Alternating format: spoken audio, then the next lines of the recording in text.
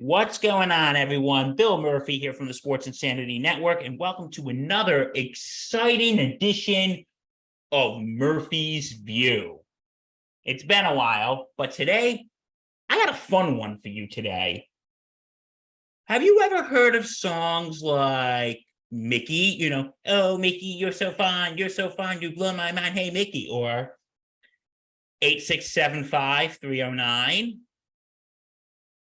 Or since the movie came out, not sponsored, Barbie Girl by Aqua. Have you heard of those? Of course you have.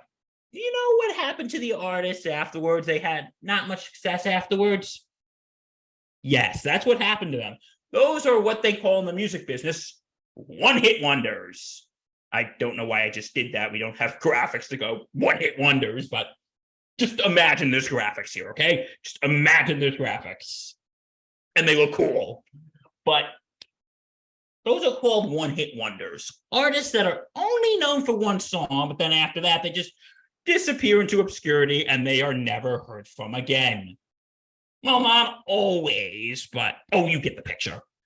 But we're going to do that today with sports, though, because there have been athletes, teams, coaches, whatever, that have made remarkable feats, but they're only known for that one thing, and then they just go away.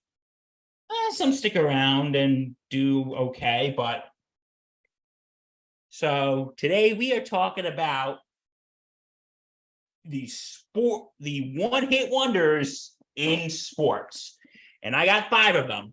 So we are going to first start with a historical feat that happened back in 1956. And that is Mr. Don Larsen, who pitched a perfect game in Game 5 of the 1956 World Series, winning the game 2-0. And this being the first perfect game in World Series history and the first no-hitter in postseason history. It's still the only perfect game. There have been 2 other postseason no-hitters since then, such as Roy Halladay's no-hitter in Game 1 of the 2010 NLDS against the Philadelphia Phillies, and a combined no-hitter for the Houston Astros in Game 4 of the 2022 World Series. But there have still been no perfect games. So why is he a one-hit wonder? Well, Don Larsen, aside from that perfect game, was sort of mediocre. His career record was 81-91. And before that Game 5, he pitched Game 2. And he got absolutely slammed.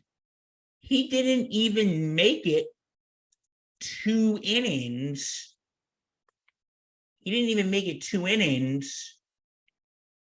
When the Dodgers beat the Yankees 13-8, and he gave up a couple runs in the second inning. So he got absolutely slammed.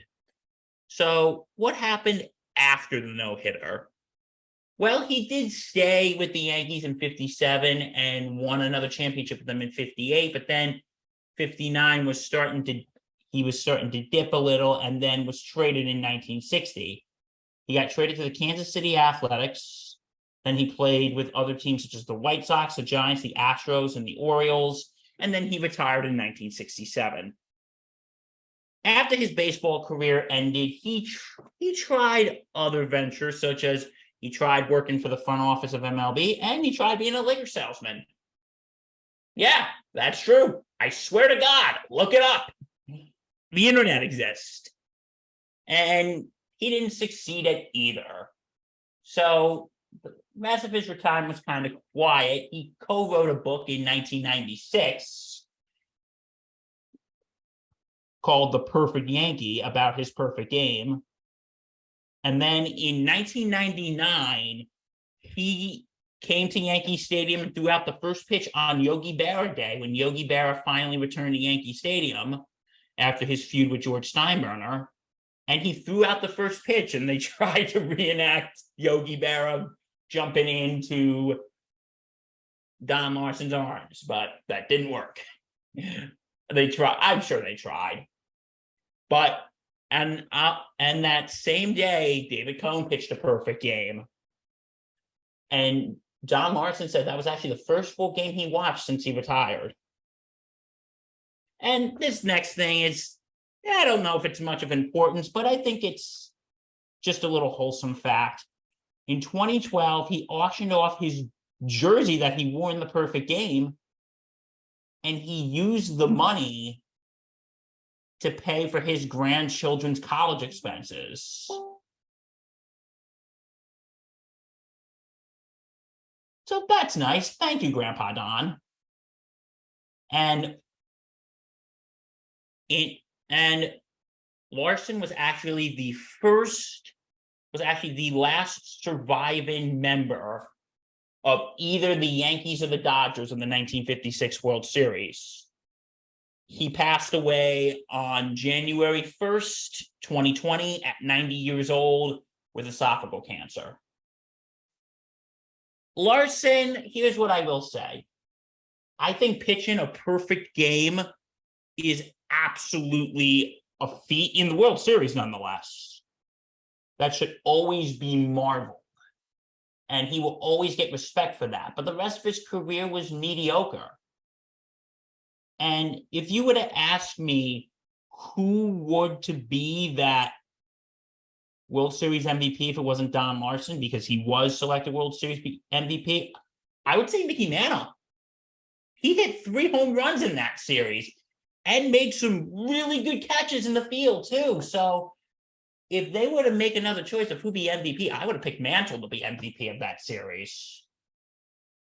Because like I said, other than Game 5, he got slammed in Game 2. And the rest of his career, he was 81 and 91. So yeah, Don Larson, for that, is considered a one-hit wonder. But I would consider him like a Jimi Hendrix one-hit wonder, because once you think about it, All Along the Watchtower is Jimi Hendrix's only hit. But his impact on music is more than chart success, and I would say the same here for Don Larson. So yeah, Don Larson, he's our first one. And now we're going to talk about a more recent phenomena.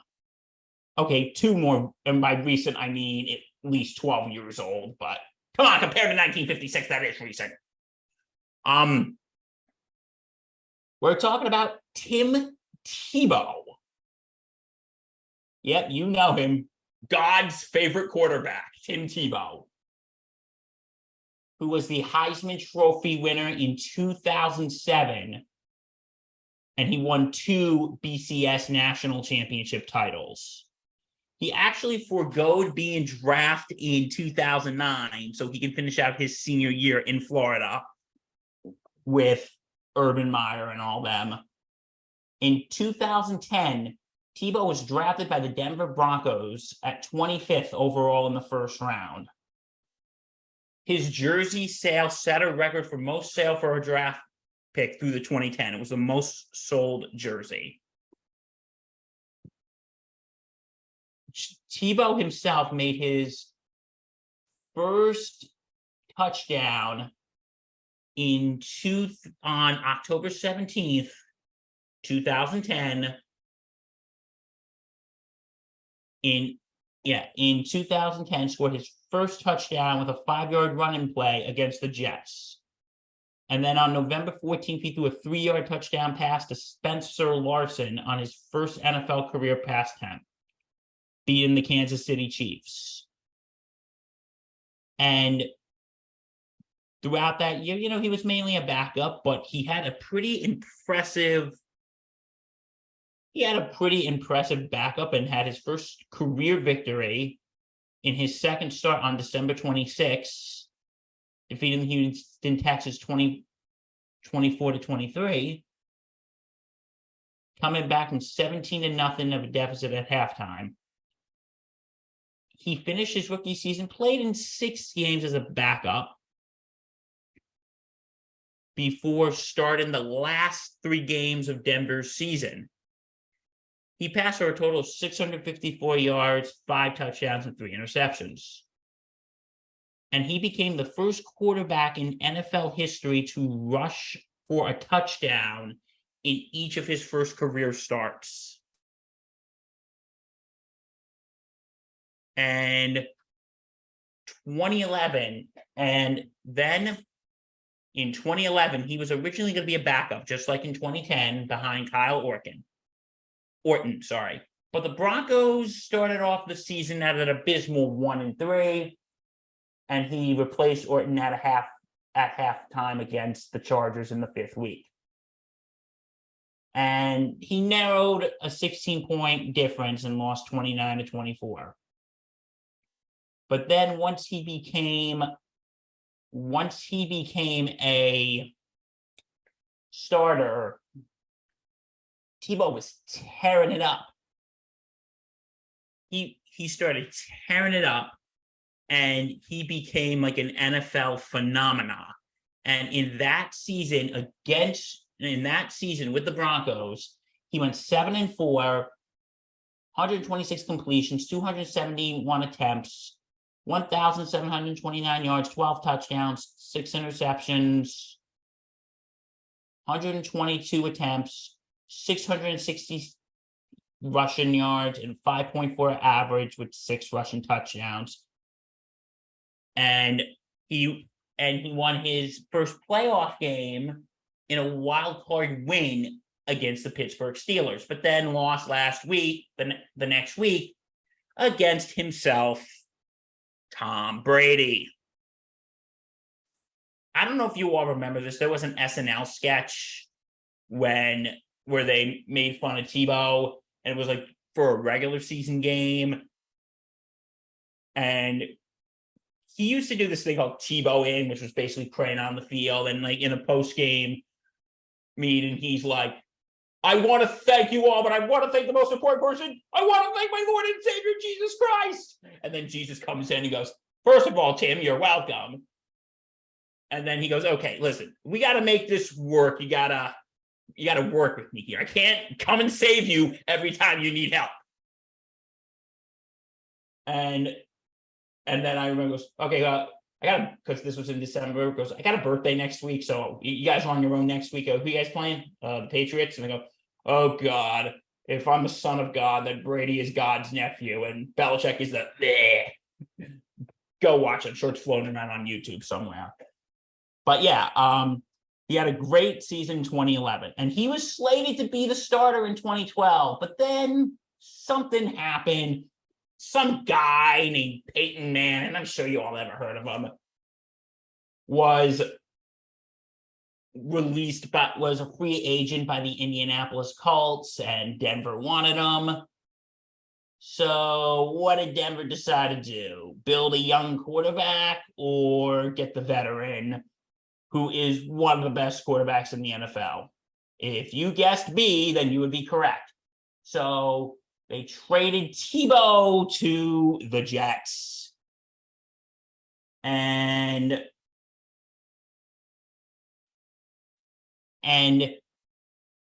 he really didn't play that much. There was actually a controversy when Rex Ryan was being criticized because Mark Sanchez, who was struggling, being inconsistent, fans in the media called to bench Sanchez and put in Tebow. But Tebow broke ribs during a game against the Seattle Seahawks, and he played here and there. But after the 2012 season, after throwing only 8 passes and rushed 32 times, Tebow was released by the Jets. 6 months later, Tebow was then signed by the New England Patriots as a backup to Tom Brady. But after training camp, he was cut. And then he actually then began his broadcasting career. And then he actually took a hiatus from football and did a broadcasting career in December of at the end of December 2013, but still wanted to be a quarterback. And then in April of 2015, Tebow signed a 1-year contract with the Philadelphia Eagles, but was then cut. And then, like, during all that, he decided, so what, you think he would just hang it up somewhere? No, that's what a smart person would do. But he decided he wanted to go play baseball. He actually played for the minor league team of the Mets. You know, a couple of them, such as the Scottsdale Scorpions, the Columbia Fireflies, Binghamton Rumble Ponies. Fun fact, my brother who went to Binghamton, he said he actually tried to get tickets to see them up there, but they were sold out because they all wanted to see Tebow. And the Syracuse Mets. And he played one Major League Spring Training game in February of 2020, and he hit a 2-run home run against Detroit. And then in 2021, he formally announced his retirement from professional baseball. Looks like that home run was enough for him. God bless him. Thank you. But after that, he decided to give football another shot. And after 6 years, he then signed to be as a tight end with the Jacksonville Jaguars, reuniting him with his college coach, Urban Meyer. And then he was released on August 17, 2021. And yeah, we all know what happened to Urban Meyer after that. And after that, you know, he's been on First Take with Stephen A. Smith now and then. He's done college football coverage for ESPN. And, you know, he's done a lot of stuff with his religious faith. He's one of my, you know, favorite things that he's done. He's actually done a lot of, whatchamacallit? Yeah. He's done a lot of work for kids with special needs. They actually hold a prom called Night to Shine that Tebow started. So even though Tebow didn't have the most stellar career, he seems like he's doing okay. You know, he's married to a lovely woman. He's doing a lot of charitable stuff. So I'm sure he has nothing to worry about. And like I always said, I never thought he was the best quarterback, but I've always had respect for Tebow. He was a good college quarterback, but not the best NFL quarterback. He had his time in the sun, and now he's moved on, and he seems to be doing well. I wish you the best, Mr. Tebow, and keep doing all those good works. Keep doing it. Okay, and another thing, you know, since I was in New York, I remember this being a thing. Jeremy Lin. Linsanity. In 2010, Lin was an undrafted free agent in the NBA draft and was then signed by the New York Knicks. He was claimed off of waivers in 2011 by the Knicks and was basically competing for a backup spot on the roster. After newly signed Baron Davis kept getting injured with an infection, and the Knicks were struggling, he was finally given a chance to play on February 4th, 2012. And what happened after that? And what happened since then? Well, let's just say Lin was on a tear. On February 4th against the Nets, sorry. He was playing the Knicks, against the Nets, Lin scored 25 points, 5 rebounds, 7 assists. And all of them were his career highs. And Then in the next game, he scored 28 points against the Utah Jazz. And in the next game against the Washington Wizards, he had 23 points and 10 assists for his first double-double. And then on February 10th, he scored 38 points and had 7 assists in the Lakers' victory against the Los Angeles Lakers and the Knicks' victory against the Los Angeles Lakers. He even outscored Kobe Bryant, who scored 34 points in that game. And people were comparing him to the next Patrick Ewing, scoring 20. Then he scored 20 points and 8 assists in the next game against the Minnesota Timberwolves. And then on February 14th, he scored a game-winning three-pointer in a 90-87 win over Toronto. And the guy was just on an absolute tear. And the Knicks ended up making the playoffs, but Lynn got injured during the season, and they made the playoffs, but they lost to the Miami Heat. He was a free agent at the end of that season. And, later going on record,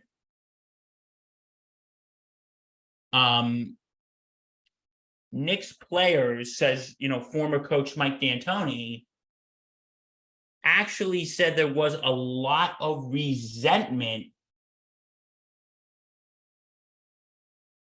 towards Lynn during the whole Linsanity craze. There was actually a lot of resentment towards him. And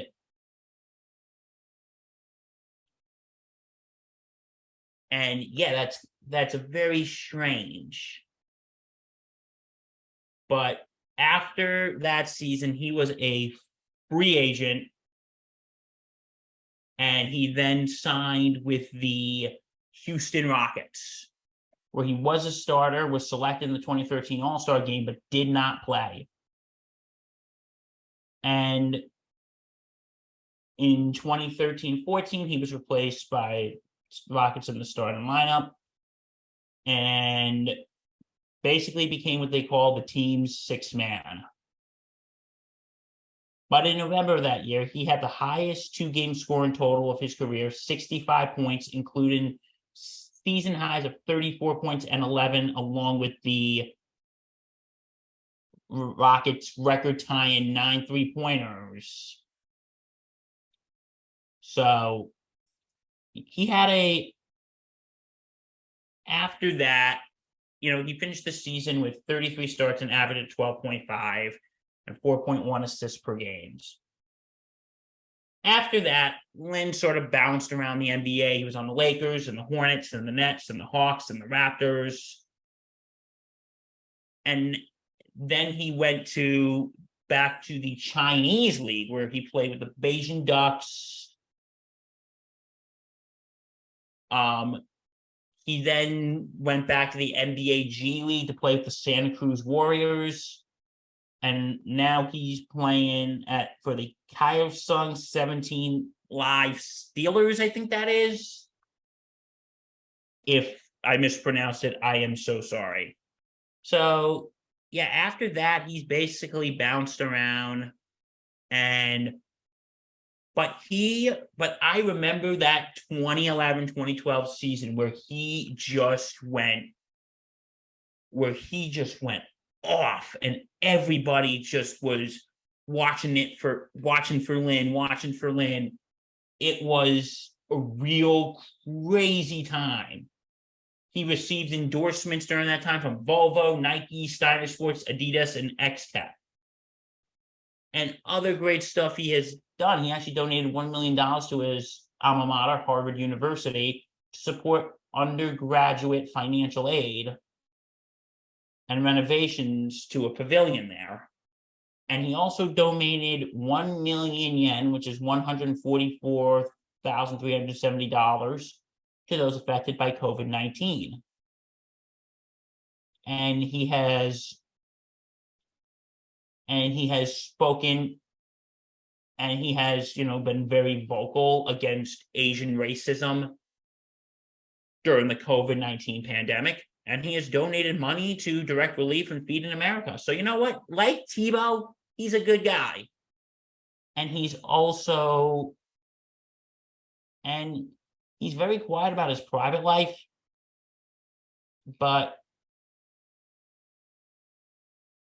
and he actually one day hopes, he's actually very religious, just like Tebow. And he actually wants to become a pastor one day and wants to head nonprofit organizations. And he has actually talked about working to help underprivileged children. So, Jeremy Lin, I wish you the best. I hope you do that. Okay. The next one. This was one of the greatest upsets I've ever seen. The George Mason Patriots basketball team. In 2005 to 2006, under head coach Jim Larenga, the school won a record of 23 games and given them a record in the NCAA tournament. They came in as the 11th seed. They defeated 6th seed Michigan in the first round, and then beat the defending champion North Carolina Tar Heels. And then they defeated the Wichita State Shockers. And then they made it to the Elite Eight. And they were facing against the heavily favored UConn Huskies, which were very favored to win the national championship. And then the George Mason Patriots shocked the world. I remember exactly where I was when I was watching this. I was at my friend's house. My dad was over. He was watching, my friend's dad, and we started watching. They defeated the UConn Huskies 86-84, which was a classic example of a Cinderella story. And I remember everybody was talking about what a big upset it was.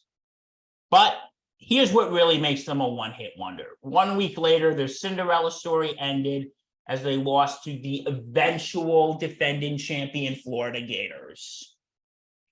This was at the time their fourth appearance in school history in the NCAA tournament. The other 3 times were 1989, 1999, and 2001. And this was the first time they made it past the first round, actually. And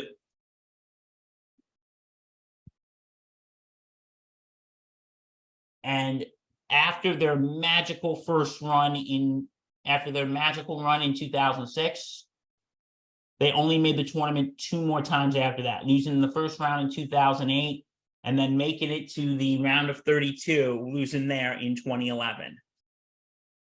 But George Mason and Jim Larenga, after George Mason, he went to Miami to coach their men's basketball team, and he's still there today. George Mason became the first in their conference, the Colonial Athletic Conference,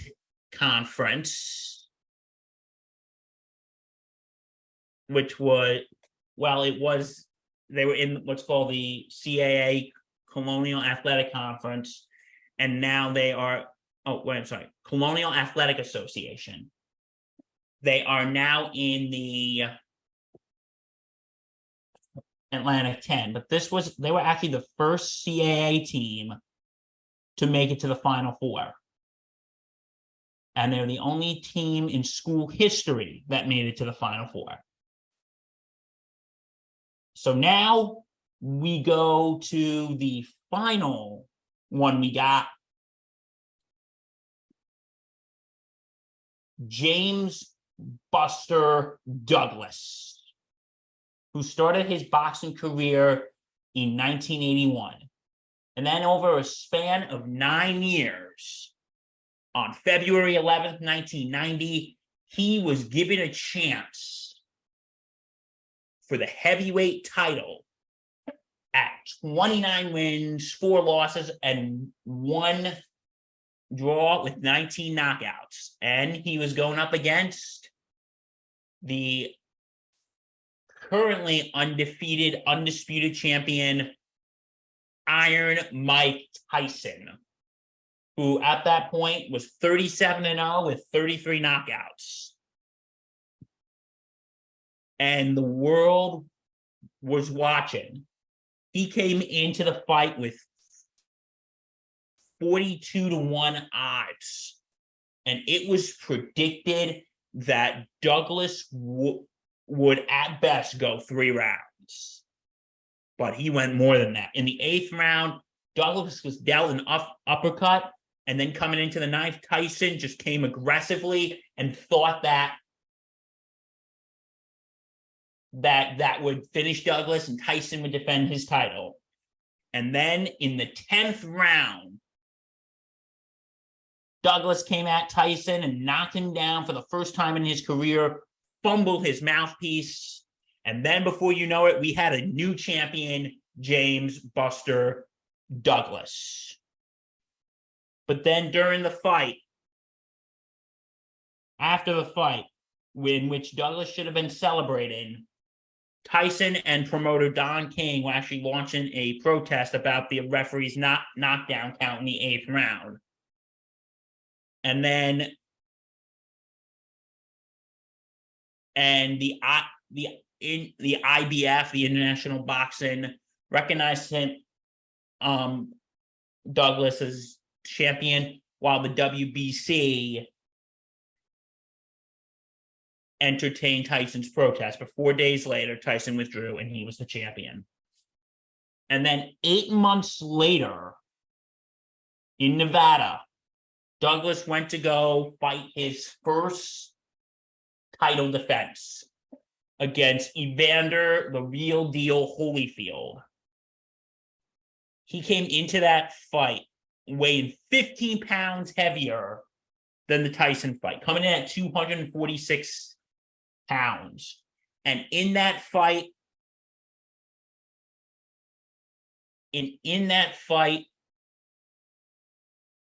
he was just out of shape, sluggish. And in the 3rd round,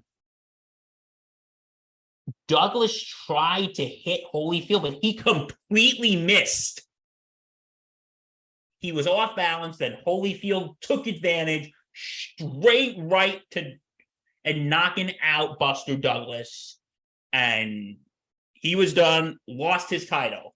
And Don King called that fight a disgrace, because they were talking about with that fight that they were talking about a possible Tyson-Douglas rematch. But it didn't happen. People had called that fight an absolute disgrace because Douglas was just out of shape. And that spanned about 3 years from 1996 to 1999, in which he won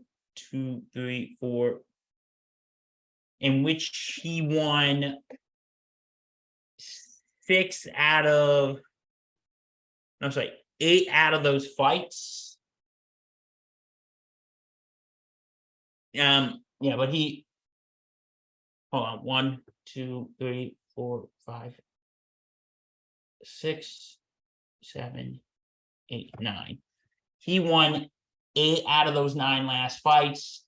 He fought his last fight on February 19th, 1999, and won against Andre Crowder, and then he retired. And then after that, nobody knows what happened to him.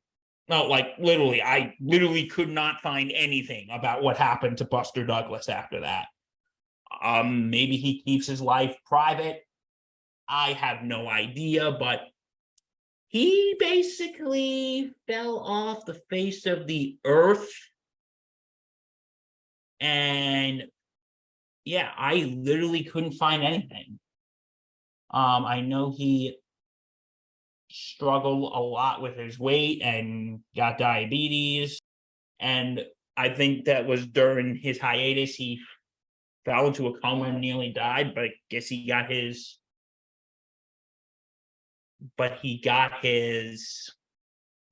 life back in order.